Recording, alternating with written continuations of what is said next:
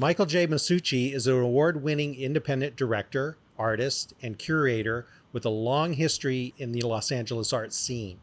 He is the founding member of EZTV, whose roots date back to 1979. EZTV grew into an open access media lab, independent production company, theater, and gallery space that brings together a diverse cross-section of LA creatives showcasing experimental motion capture video, feminist performance, and transgressive exhibitions. His belief that technology and art are deeply intertwined, believing artists are often on the forefront of exploring how new tech pushes the boundaries of creative expression. Today, Michael continues to be a prominent voice advocating for artists and their role in introducing the public to cultural advancements. He believes that artists are at the bleeding edge of pushing boundaries and inspiring change. He remains actively involved in curating, directing, and supporting artist projects. Thank you for being on the Creative Block. Michael, you and I met at Crypto Mondays. Kate Lynch introduced us. I saw on the announcement that leading up your background, and I made a special point to come out that day and meet you and talk to you. I was really impressed because you were standing there ultimately in front of a largely crypto culture crowd, and you passionately talked about how art and creativity and technology are not separate things. They are the same things. Tell me about this theme is so important to you. Why is that? First, thank you so much, Vince, for having me on your show. It's a real pleasure. Oh, of course. I'm flattered. Thank you. Likewise. It was great to meet you at that event. And thanks to Kate Lynch. I can't imagine a time when art and science were not completely intertwined and influenced each other, informed each other, inspired each other. And I feel that there's an artificial separation. And I think it's wrong for people to think that art and science are not part of a creative continuum, where on one extreme end is the arts and on the other extreme end are the sciences, and in between is everything we do and everything we can imagine.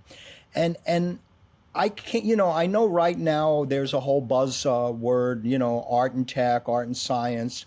Universities are very, very interested in it. Museums are very, very interested, and I applaud that, and I think it's, about time. I also think it's in a strange way misstated. I think what they may actually be thinking is art and electronics, or art and the internet, or art and digital technology, or art and AI. But to say art and tech, I can't imagine producing the Great Sphinx in ancient Egypt without quite a bit of knowledge of technology. I can't imagine creating a bronze statue without a tremendous amount of technology. The fact is, there are almost no art forms that don't use some sort of technology. And I think the more we understand that, and the more we understand that artists are inspired by their tools, and tool makers, the engineers and scientists, are inspired by what artists can do with them. And I think it's a wonderful collaboration. I dare, I sort of almost crossed the line, and I won't be foul on your show, but I think art and science are lovers. I think they're doing it. And I think the world we take for granted is the result.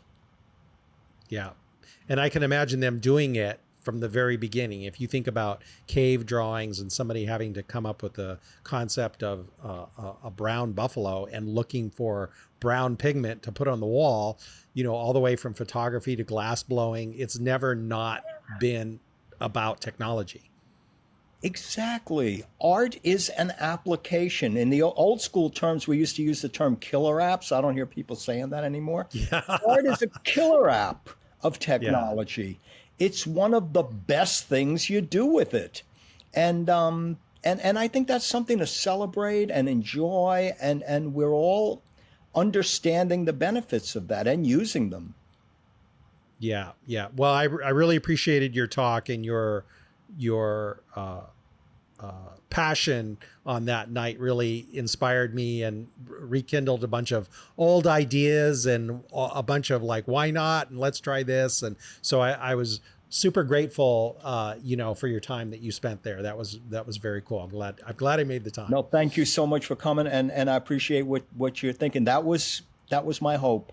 My hope was to just create this conversation among a decidedly more technologically based crowd.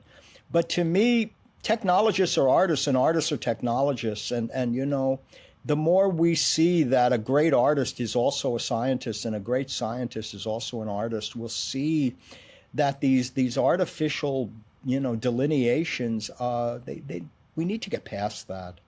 It's about creativity. Yeah. It's about exploration. It's about invention. And there are many ways to do that. It's funny because what I learned later in life, which I wish I would have embraced when I was younger, was that I realized that when I started asking myself, why am I doing anything that I do? I realized that art really is a language, and it's just a different kind of language for me to connect with different kinds of people. And when I started embracing that, it actually changed the way I would do it or what it actually was. It had almost a deeper meaning to me. Well, that's very well said.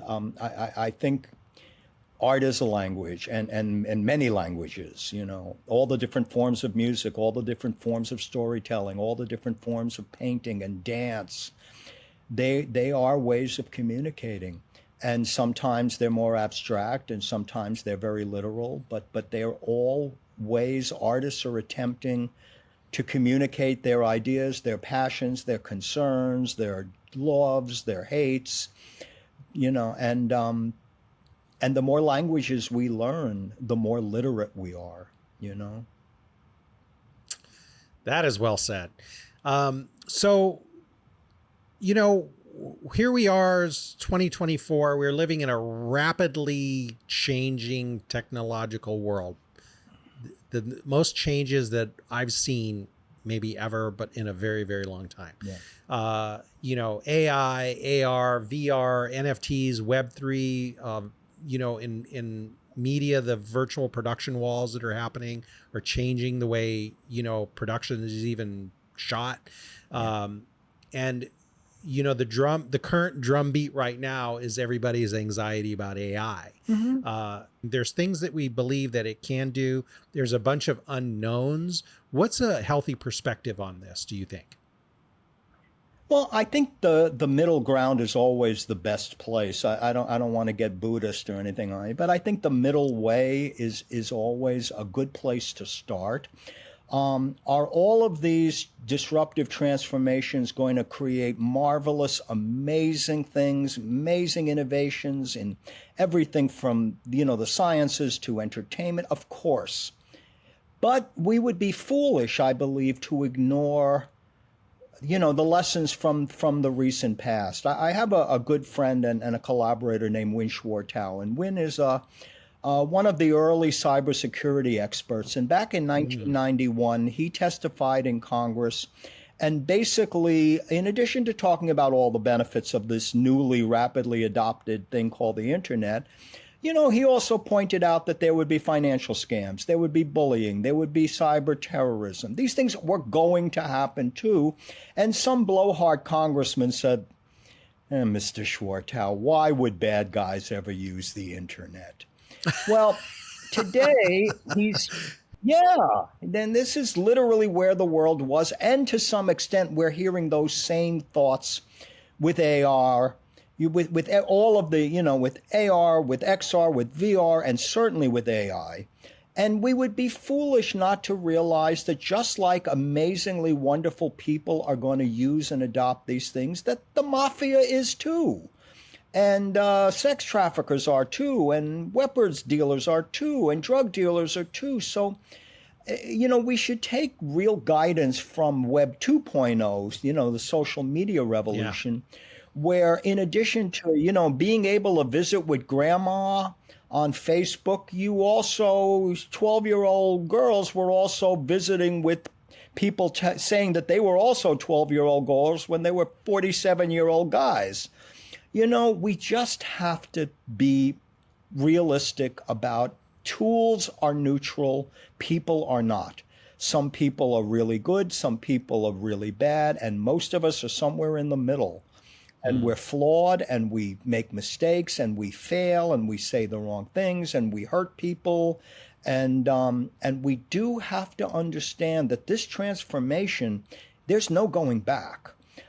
We have become more and more and more dependent on our digital devices, from everything from our farming to, you know, cleaning the air and everything in between, not just entertainment, but our very existence is tied to these technologies. And as more and more of those, you know, existence realities are tied to AI, we just need to be in check that, yeah, this is great, but, you know, always proceed with caution, and always look for the glitches, and always look for the bad elements. But I'm all for it. I use it. Everyone uses it. Everyone I know uses it.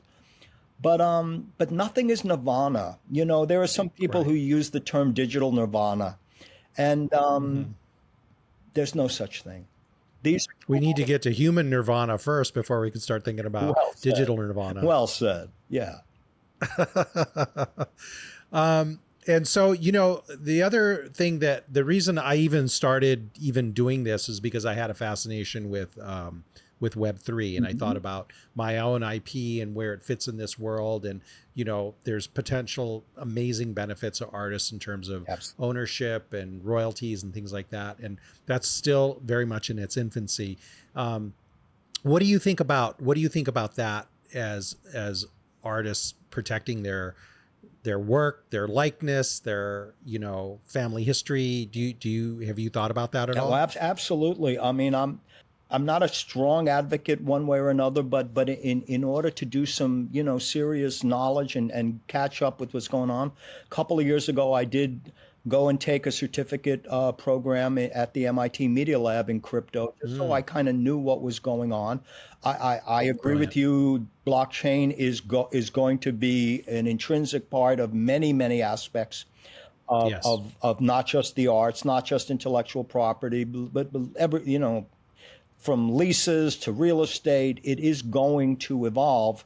I'm all for it. I do see that. I do still believe it's a little clunky. And I do believe it's not quite ready for prime time outside of the initiates, outside of the people that are well-versed, very facile with it. I think there are too many wallets. There are too many blockchains. There's just too many, you know, there are already too many blockchains that have gone extinct, and there's a lot of data that is now locked in code that is inaccessible. So I think, again, just like with AI, it's all about being realistic. This is wonderful. This is great. It is going to be a big part of our lives. But, you know, at the moment, it's not perfect. It will get much more so. I'm all in. I will be this summer, actually, after belated, you know, holding back for quite a long time. I'll be working with a few people on doing my first drop of some of my early work. And wow, very cool. Yeah, but you know, I've waited. I've waited for the scene to get mature. I waited for crypto winter to run its course. And you know, I don't think we're ever again going to be in digital nirvana, but I do believe it is time for a much wider acceptance, and for people to dip their toes in the water who either never had before or had a couple of years ago and got cold feet. And I think it's time for the next iteration, and it's an inevitable part of our future.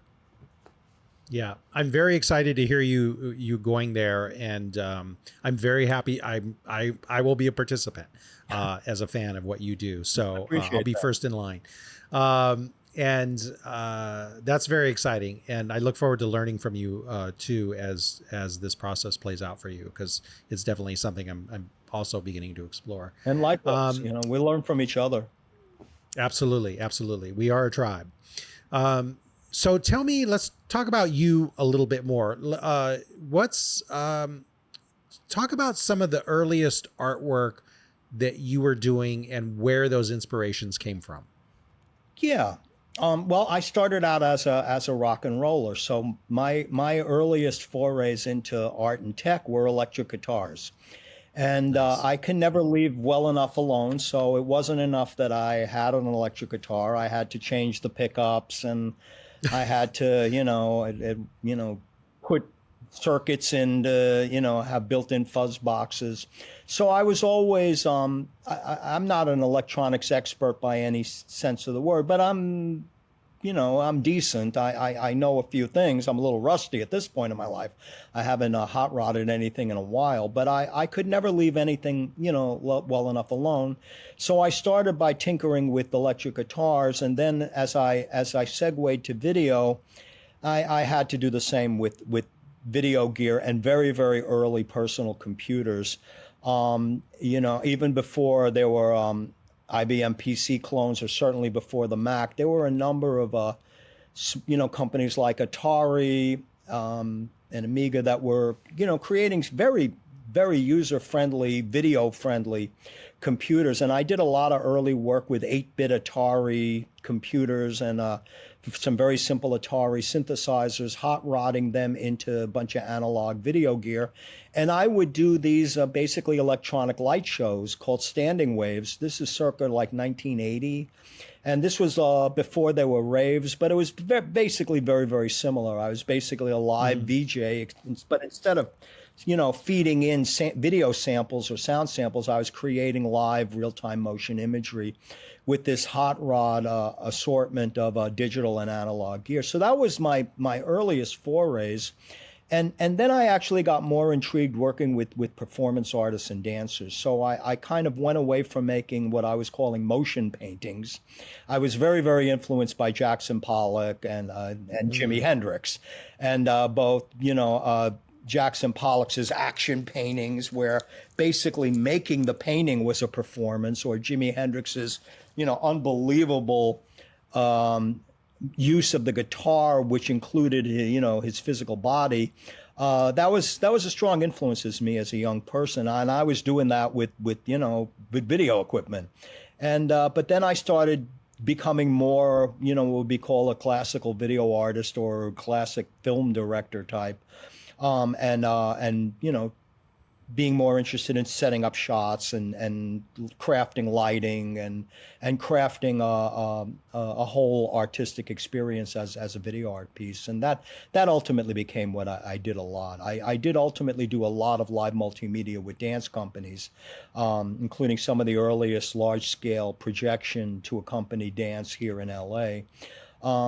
And then more and more, got interested in this networked world we all take for granted, and started doing some experiments in collaboration with people much more knowledgeable about the tech. So in 1987, in collaboration with radio station KPFK, we did, a year before the video chat room was technically invented, we basically did that live online with a very crude form of the pre-World Wide Web internet, linking up EZTV in West Hollywood with Arthur C. Clarke, the science fiction writer and scientist who is living in Sri Lanka. And people could call in the radio station, ask Arthur C. Clarke a question. We'd type in the question. It would take about 20 minutes to get to Sri Lanka. Meanwhile, we would have live talkers, killing time, and then slowly we would start to see letter by letter Arthur C. Clarke's answer returning, and that would be read over the radio. By a couple of years later, we collaborated a number of times with a group called Electronic Cafe International, who are the essential pioneers in a sense what we're doing right now. These online experiences like Zoom or Google Chats or Skype or anything like that were experimented with in the 1970s and early 80s and throughout the 90s as art experiences, many of them literally across the parking lot from where I'm sitting right now with Electronic Cafe. And especially in 1990, we did a series of events telepresencing, telecommunicating music and performance art and dance over networks. And so those were the early things, and now these are all ubiquitous parts of any arts-based practice. But back then it was kind of unusual. Yeah, that's fantastic. It makes me think, because I think I mentioned, I in the '90s I was working at MTV. I sort of had a Yeah, firsthand look at like what a lot of the pop culture changes were happening. And in TV, you had early '80s shows like Max Headroom, which was like this digital character that lived in a digital world. right. You had Devo making these things that traditional artists were going, what the fuck is that? You know what I mean? They were But pioneers. Mark was ahead of his He time still is. always. And you would have traditional musicians coming out and saying electronic music is not real music. And so this is a drum beat that we say all the time. You could almost imagine hearing the criticism of anything new that you make as a badge of honor, because you Yeah. can see that people are not, they're not accepting it out of rigidity, not so much out of curiosity. And you could see where there's that resistance happening. Right. Well, you definitely see it today in the art world. Well, one of it's a territory war, of course. Classical musicians certainly did not embrace jazz. Now, of course, jazz is seen as Right. America's classical music. But, Yes. at first it was the devil's music or it wasn't really Yeah. music. And, I mean, we go through this every time. Yeah. At the recent very large art fair here in LA, Freeze, which is an international Yeah. fair that goes around the world, but the LA branch, it was almost entirely paintings. It was like there is a strong resistance and backlash, dare I say, in the contemporary mainstream art world to certainly all things blockchain still, but even there's almost a pullback with video art and electronic art in general. I think that's going to quickly change, and I think simultaneous with that, another community is growing and getting very strong that really sees that the exhibition, collection, and presentation of digital art is not only a no-brainer, but it is going to be a tremendous, I don't want to get business speak about this, but it's going to be a growth market potential that, Yeah. I absolutely see that. And yeah, the naysayers are always there, and it's a part of the, it's a part of the territory that rock and roll wasn't music and EDM isn't music and AI art isn't art. I don't think you're going to convince everybody, but I do think people do kind of mellow and change, and then they do just get Hmm. comfortable, you know. Yeah. And yeah, there are still people I that think drum machines have are no the soul. devil. Yeah. Yeah. Exactly. Exactly. I just did an interview with a cultural expert. His name is Marcus Collins, and he made a great observation that what was once fringe is now mainstream. And he's done a whole thesis on that, which is pretty incredible. It's very, very well thought out. Um, Completely correct. He couldn't be more yeah. right. The history of art, and again, a lot of stuff that isn't in the history of art should be in the history of art, but what is in the history of art really is a history of revolutions. I'll steal an idea from the more scientific community. The notion of the paradigm and the paradigm shift, comes largely from a historian of science named Thomas Kuhn out of MIT with a book many, many, many decades ago called The Structure of Scientific Revolutions. And he noted basically the same thing, that in science, advancements are first, oh, that's ridiculous. The Big Bang, no, that's crazy. Art and science, and I think probably all evolution in knowledge, follows this notion of the paradigm shift. You have the early adopters, then it becomes mainstream, then it kind of becomes old school, then it gets replaced. And Impressionism, abstract expressionism, futurism, Dadaism, surrealism, Fluxus, punk rock, and now, dare I say, EZTV, I would argue, is a legitimate art movement. At first they're ignored, then they say you're crazy, then, they invite you into the academy. And Yeah. Yeah. that's the process. where you've been. Right. Um, uh, let's talk more about EZTV. Let's talk about how that came to be and what it is now.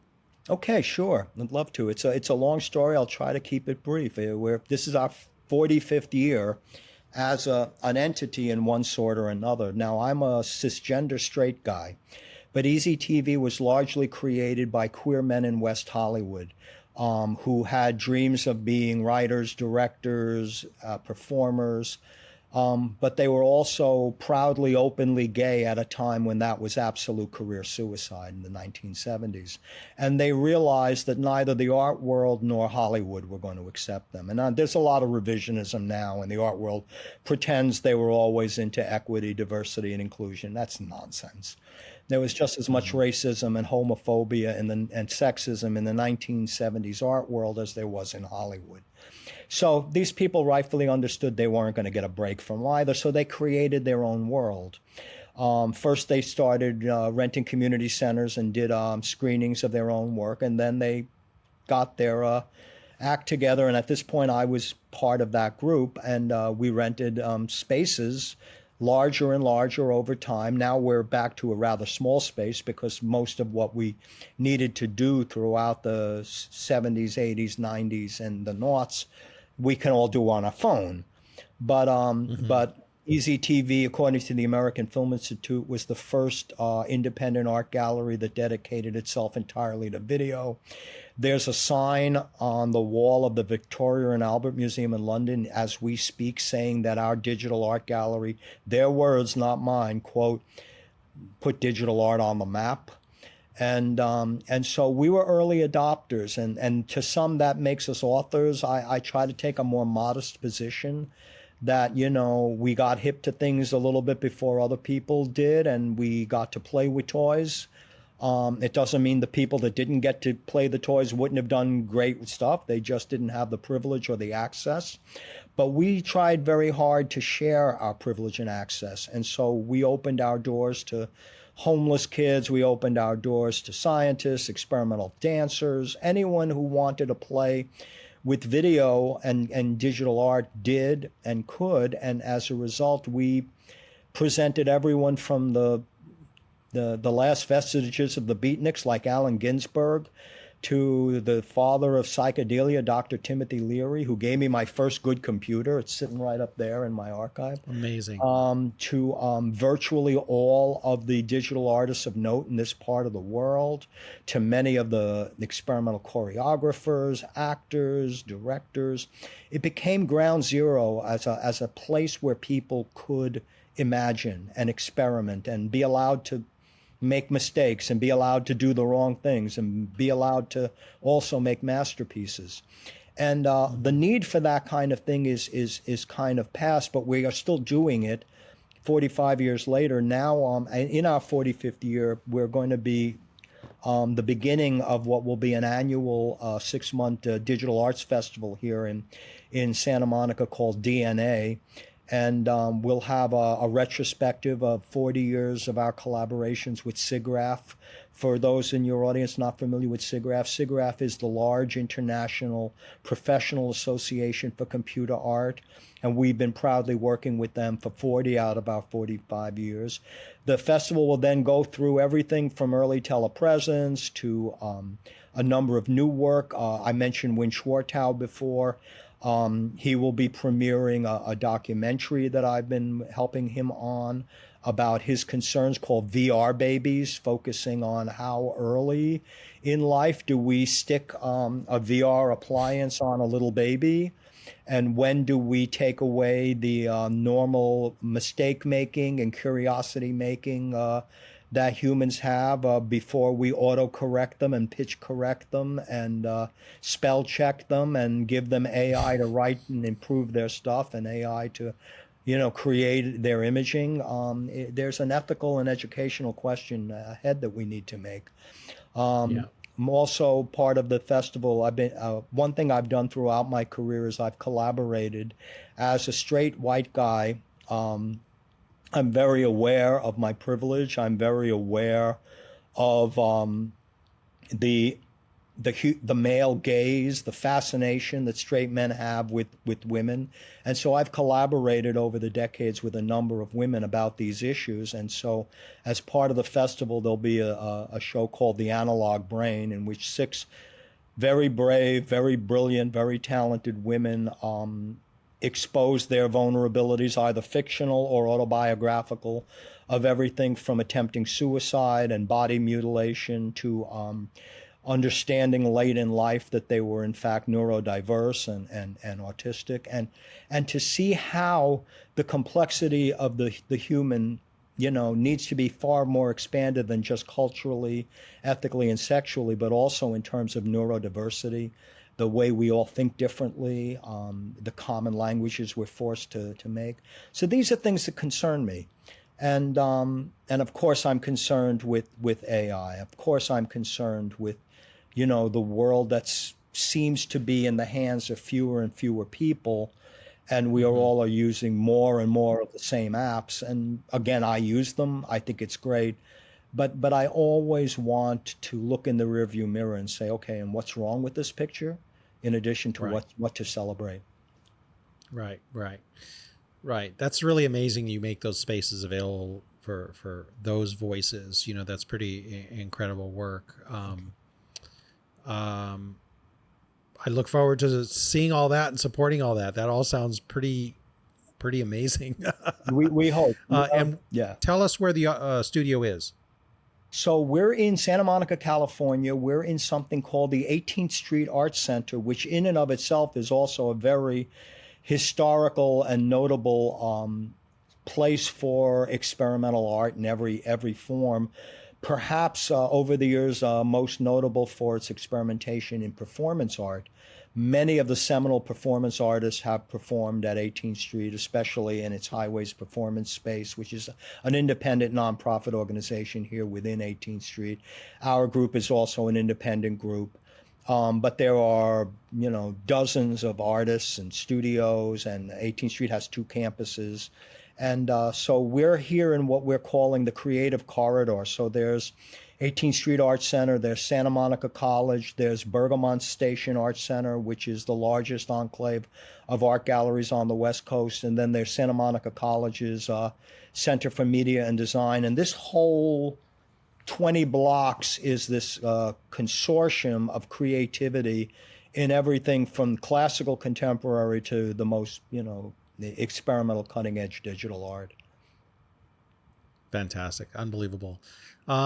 So there's what you guys are working on, and then you have probably a pretty good eye on, people in the art world working on things. What do you see on the horizon? Do you see anything that's kind of exciting from your point of view? Oh yeah, certainly, in so many different ways. I mean, I think the no-brainer to talk about, of course, in the arts is Rafik Anadol. And Rafik's stunning work, which uses AI, originally coded and very advanced, and I think is a seminal blueprint for where a good deal of art will go, especially in large scale, immersive, the domes work, the huge projection work. Non-location based work will continue to evolve.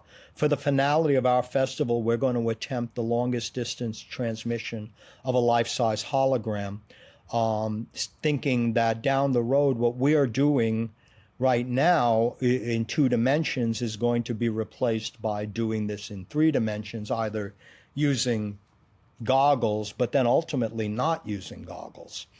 And so I'm very, very, very interested in looking down the road. And one of the things I see looking down the road is more and more work in holography. And I'm very excited to be in the crude stages of experimenting with that.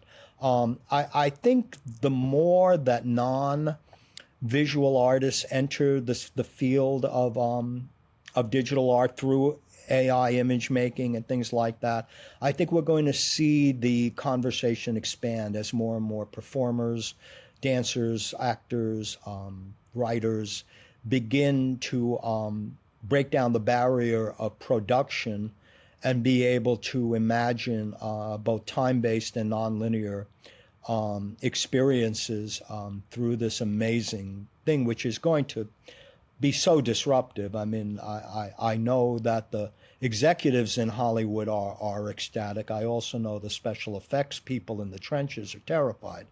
So I think as we adopt and transit into this new world where more and more of our imaging and sound and writing is mitigated by AI, we're going to be forced to create new purposes for artists. Artists are going to need to take on more conceptual roles when anyone can make photorealistic imaging, which is already where we are, you know. So I think it's like, you know, like Dickens, it's the best of times, it's the worst of times. It's an amazing opportunity, which, to be honest, 4 years ago, I did not predict. I mean, I was asked to give a talk in Paris, and I think it was 2018, on artificial intelligence. Believe me, it's embarrassing to look at what I said, because I did not predict where we are. I might have guessed where we are today might happen in 15 years from now, you know? Yeah. So as you mentioned earlier, the rapid rate of transformation, the disruption that's happening on monthly bases, not decade-long bases, is unprecedented. And so we as people need to adopt to a world that is constantly changing. And we will, and we can. And are there going to be casualties? Of course, there are always casualties. You know, when you talked before about Web3 and things like that, one thing I found very, very offensive in the first hype cycle of Web3 was that expression, "we're all going to make it." No, we're not. Right. No, that's Yeah. just a lie. That's just Yeah. an onboarding strategy. That's a lie. There will Yeah. be tremendous winners and there will be tremendous losers, and most of us will be somewhere in the middle.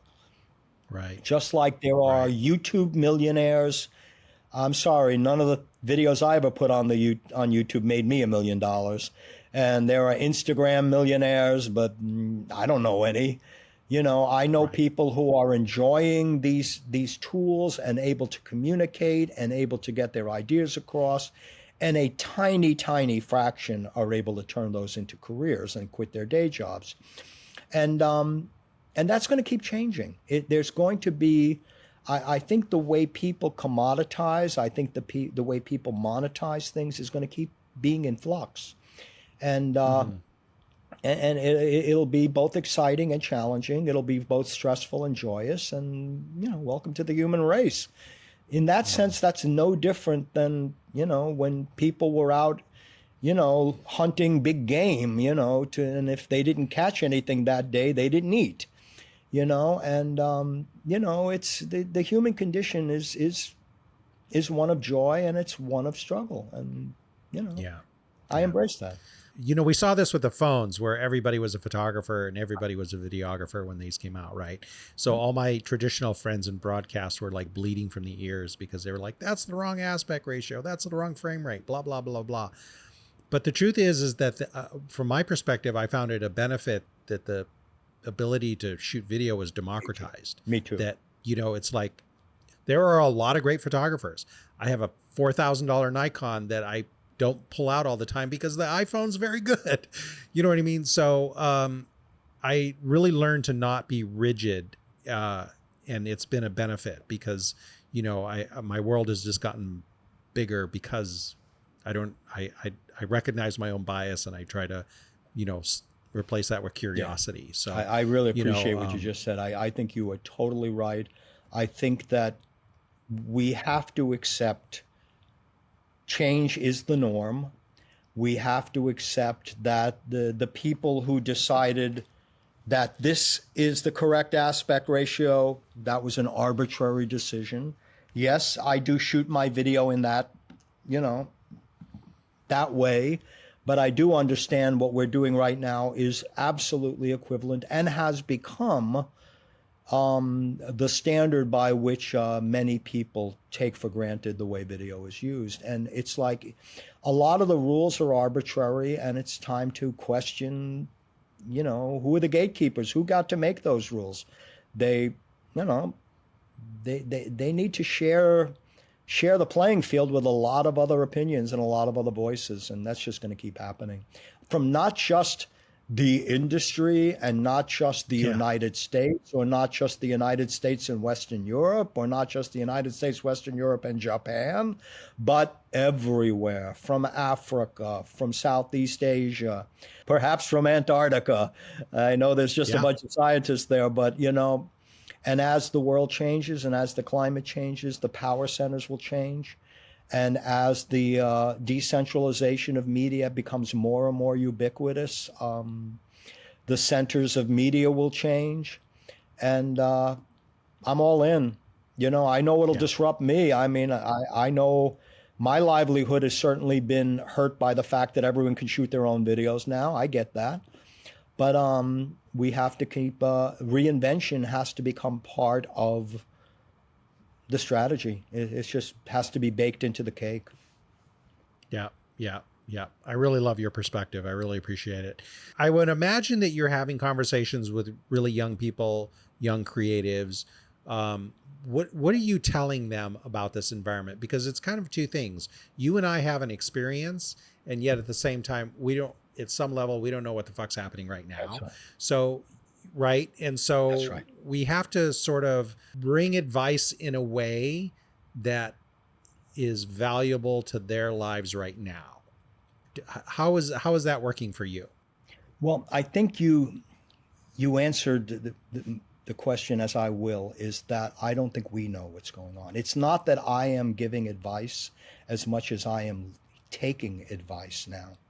Because what I am finding is that many of the rules that I exist in still work, and I still think, at least as it applies to the arts, the old rules of form and texture and composition and tonality, they all still exist. But what I'm finding is the impact that social media has had on creativity is outside of my skill set, because I do not live on social media. I have social media and I basically don't check it. And you are right. I have many, many colleagues, collaborators, and dare I say, dear friends who are over half my age. And they live on a different planet than I do. And I'm learning more about how they see things like TikTok as a very real, very inclusive, very creative platform for themselves, how they see Instagram as their, you know, that's where they live. A lot of them don't go to movies. A lot of them are not interested in long form, 90-minute, 2 hour experiences. A lot of young people I know watch a 2 hour movie in 4 chunks over a period of a week. Mm-hmm. And they're very, very used to very rapid information acquisition. They can get a lot of content and a lot of ideas out of a 30-second, 60-second video clip. And I'm learning to adapt to them just as they are open enough to hear my side. And when it fits, they adapt to my thinking. But I'm finding more and more it's their world, not mine. I agree 100%. And at the end of the day, I'm ultimately very inspired because I see a lot of empathy and acceptance in this younger generation that I didn't see when I was coming up. And so Yeah. ultimately, I'm more optimistic about they're the script writers of our new world. And so I'm based on what I see, I'm very optimistic about, how this is going to go. We'll see. Yeah, I have a lot of faith in young people. Unfortunately, our generations have handed them a lot of problems, and it is going to take a Herculean effort to solve a fraction of what is before them. But um, whereas as a young man, even among so-called progressive people, I knew people who were homophobic, who were sexist, who not so much racist, but sometimes. the young people I know, there is not a racist, sexist, homophobic, or religious bias bone in their body. They just see people, and the ability for them, they all date people of every conceivable race. Many of them are gender fluid. Many of them are just simply beyond the biases that I felt plagued the older generations. I just love them. I think they're amazing. Yeah, yeah. I agree. I agree. It's pretty fantastic. It's long and coming. So Right. I'm grateful for their point of view. Um, Michael, is there anything else you want to discuss Well, I before I mean, close out? I just loved the opportunity to be on your show and to get to know you and to know more about your work. And again, I thank Kate Lynch for Yeah. giving me the platform that led to meeting you and several other people. At least one of whom I'm working with now, and I think that the more we break the boundaries between art and tech, so as Kate sometimes would say when she introduces me, is that I walk in a lot of communities. I'm an artist, but I speak at transhumanist conferences. I speak at cybersecurity conferences. I speak at tech conferences. I speak obviously at various kinds of art conferences. I don't necessarily consider myself any of those communities, but I would like to see myself more as a cultural ambassador.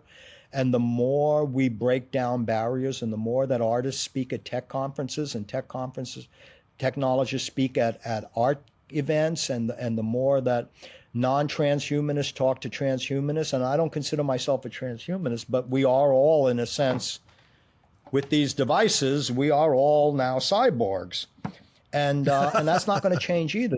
Like AI is not going to go away. Our hybridization into one at one point we will each decide when we have the privilege and access whether or not we want to be implanted.